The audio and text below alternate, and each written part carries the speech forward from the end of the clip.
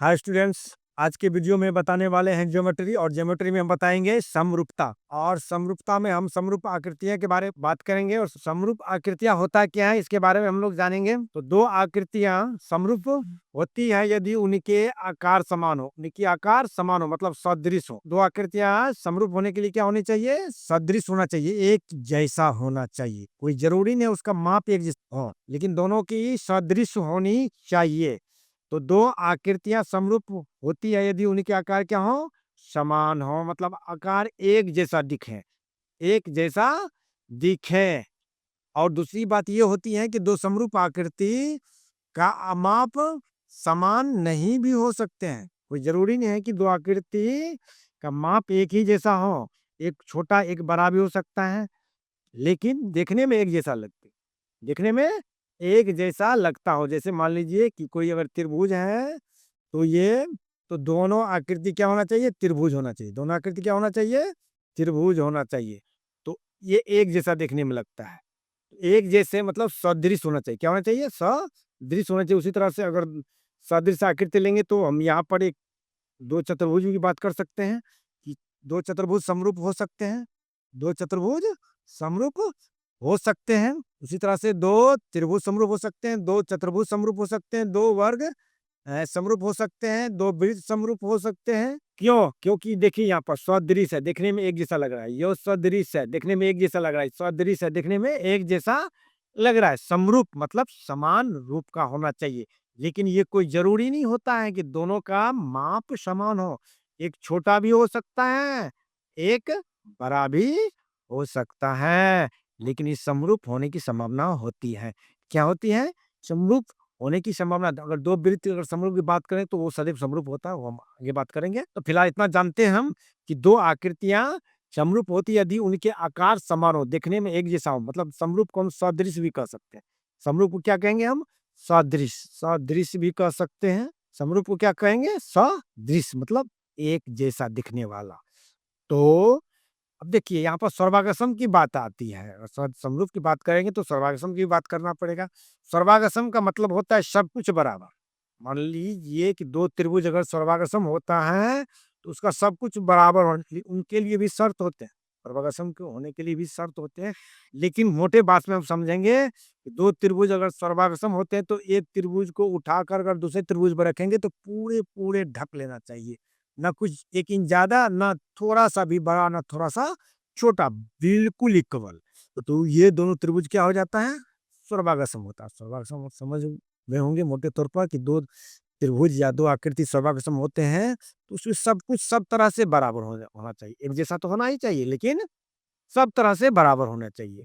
लेकिन समरूप में ऐसी कुछ बातें नहीं है।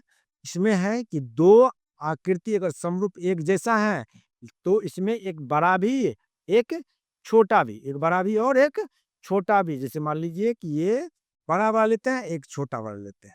ये दोनों भी समरूप होने की संभावना है, समरूप हो सकते हैं। लेकिन सर्वागसम के लिए दोनों क्या होना चाहिए? बराबर होनी चाहिए।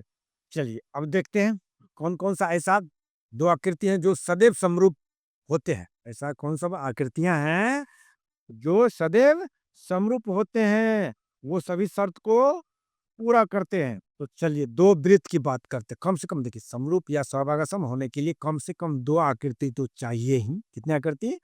दो आकृति कम से कम। अगर तुलना करने के लिए दो आकृति चाहिए तो हम यहाँ पर दो आकृति लिए हैं। दो वृत्त सदैव समरूप होते हैं। तो हम अभी बात किए ना, बड़ा भी और छोटा भी आकृतियां हो सकती हैं। तो यहाँ पर देखिए ये बड़ा आकृति है, ये छोटे आकृतियां। और आकृति क्या है? वृत्त। तो दो वृत्त सदृश होते हैं। दो दो वृत्त हमेशा क्या होते हैं? सदृश मतलब समरूप होते हैं। दो ही वृत्त नहीं, जितने भी वृत्त हैं सभी वो आपस में क्या होते हैं? समरूप होते हैं। इसलिए हम कहेंगे कि सभी वृत्त सदैव समरूप होते हैं। सदैव समरूप होते हैं।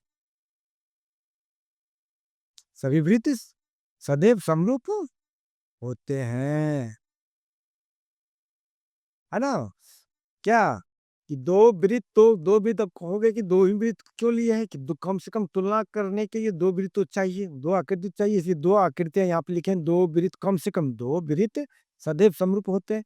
नहीं तो उसे कहेंगे सभी वृत्त सदैव समरूप होते हैं। क्यों? क्योंकि ये दोनों एक ही जैसा होता है, एक ही सदृश होता है। तो हम अब बात करते हैं कि दो वस्तुएं या दो आकृति अगर समरूप होते हैं तो उसके लिए कुछ शर्त हैं जो आगे बताने वाले हैं। दो वर्ग सदैव समरूप होते हैं। तो दो वर्ग सदैव समरूप होते हैं, हमेशा समरूप होते हैं। जैसे यहाँ पर एक बड़ा वर्ग है, यहाँ पर एक छोटा वर्ग है, लेकिन क्या है, ये दोनों सदृश हैं। तो दोनों वर्ग क्या होता है, हमेशा सदैव, मतलब हमेशा ये समरूप होते हैं। तो दो वर्ग, छोटा भी, बड़ा भी, ये बड़ा है, ये छोटा है, यानी बराबर वर्ग भी अगर सर्वागसम, तो समझा दिए कि दो सर्वागसम अगर सब कुछ तरह से बराबर है तो वो सदैव समरूप हो जाते हैं। तो इसमें देखने के लिए बातें ये हो जाता है कि बड़ा भी और छोटा भी वर्ग क्या होता है, समरूप होता है। कम से कम दो वर्ग तो समरूप होता है, लेकिन सभी वर्ग भी क्या होते हैं, सदैव समरूप होते हैं। तो सभी वर्ग सदैव समरूप होते हैं। अब देखिए यहाँ पर इस बात को याद रखना है कि सर्वागसम आकृतियां सदैव समरूप होता है। अभी बताएं जस्ट क्या है, सर्वागसम आकृतियां सदैव समरूप होता है।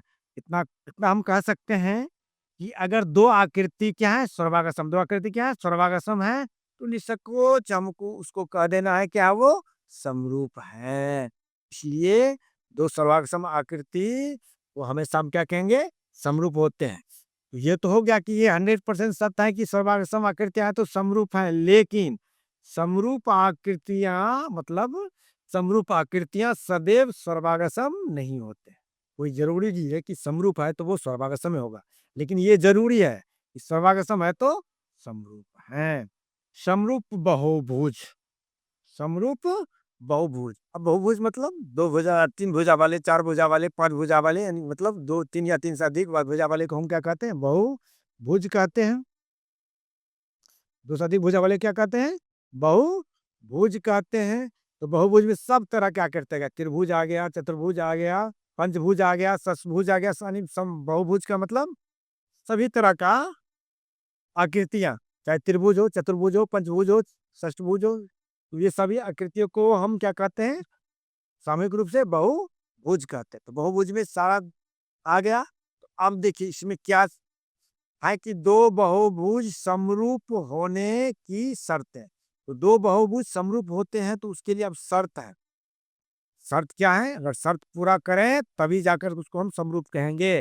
तो पहला शर्त है, सबसे पहले ये देख लेना है कि उनकी भुजाओं की संख्या समान है। कि अगर दो बहुभुज है लेकिन भुजाओं की संख्या समान है, जैसे मान लीजिए कि यहाँ पर दो त्रिभुज ले लीजिए, कितने त्रिभुज, दो त्रिभुज ले लीजिए, दो चतुर्भुज ले लीजिए। तो इसमें क्या देखते हैं, इसमें भुजाओं की संख्या समान है। इसमें भुजाएं तीन है तो इसमें भुजाएं तीन है, इसमें भुजाएं चार, इसमें भी भुजाएं चार है। तो इसमें समरूप होने की संभावनाएं हैं, लेकिन इसके लिए शर्त है। समरूप होने की संभावना इसलिए बताएं कि शर्त को अगर पूरा करेगा तभी जाकर के ये समरूप होंगे। इसलिए भी शर्त को पूरा करेंगे तभी जाकर के समरूप होंगे। लेकिन यह पर सबसे पहले शर्त क्या था कि उनकी भुजाओं की संख्या समान। सबसे पहले ये देखना भुजा की संख्या समान है कि नहीं, तो दोनों की भुजाएं समान है, दोनों की भुजाएं, यहाँ भी दोनों की भुजाएं समान है।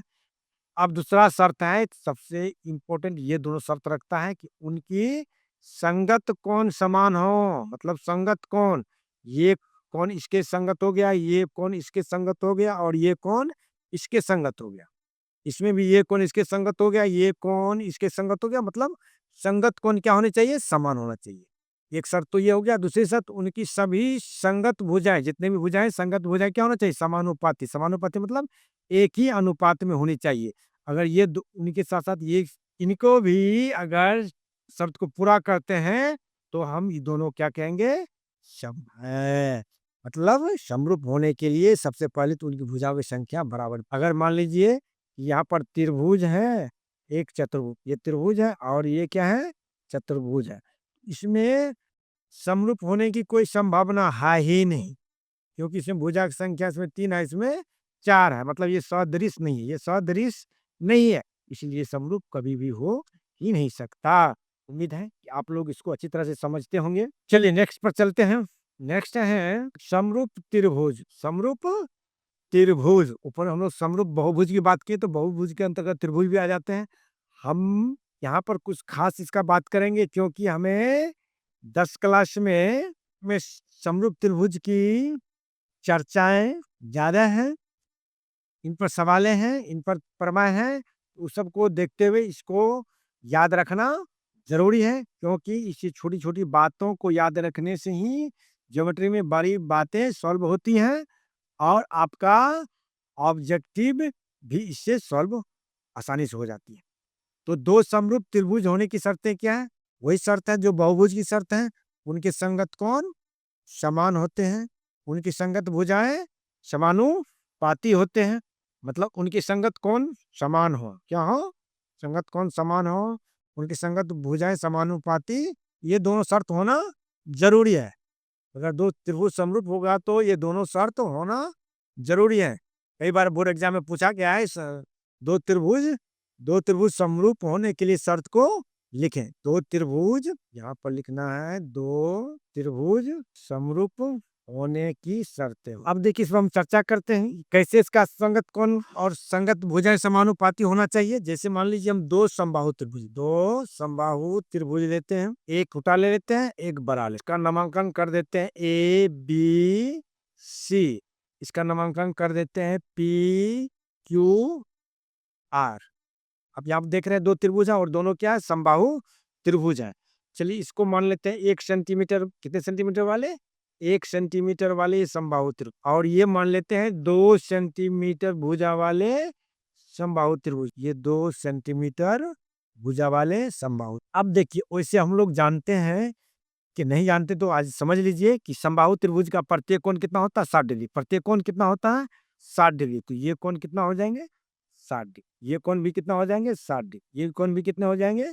60 डिग्री। चाहे देखिए छोटा समबाहु त्रिभुज हो और चाहे बड़ा समबाहु त्रिभुज है, कोण तो 60 ही डिग्री होना होगा। कितने डिग्री? 60 डिग्री। छोटा हो या बड़ा हो, दोनों का कोण यानी प्रत्येक कोण कितना होता है? 60 डिग्री है। अब देख लीजिए, अब यहाँ पर बात करते हैं हम 1 नंबर शर्त का क्या है? उनके संगत कोण क्या होनी चाहिए? समान होना चाहिए। तो संगत कोण लेते हैं। कोण ए का संगत कोण कौन हो गया? पी। इसका कोण ए बराबर पी हो जाएगा। कैसे हो जाएगा? ये क्योंकि ये 60 डिग्री ये भी है, 60 डिग्री ये भी। कोण बी संगत कोण कोण क्यू। उसी तरह से कोण सी बराबर कोण, अब देख लीजिए यहाँ पर उनके संगत कोण क्या हो गया? बराबर। शर्त 1 पूरा कर रहा है। अब शर्त 2 क्या है? उनके संगत भुजाएं समानुपाती हैं हो। संगत भुजाएं क्या होना चाहिए? एक ही अनुपात में होना चाहिए। तो देख लीजिए आप ए बी बटे, अब ए बी का संगत भुजा क्या हो जाएगा? यहाँ पर पी क्यू लेना है।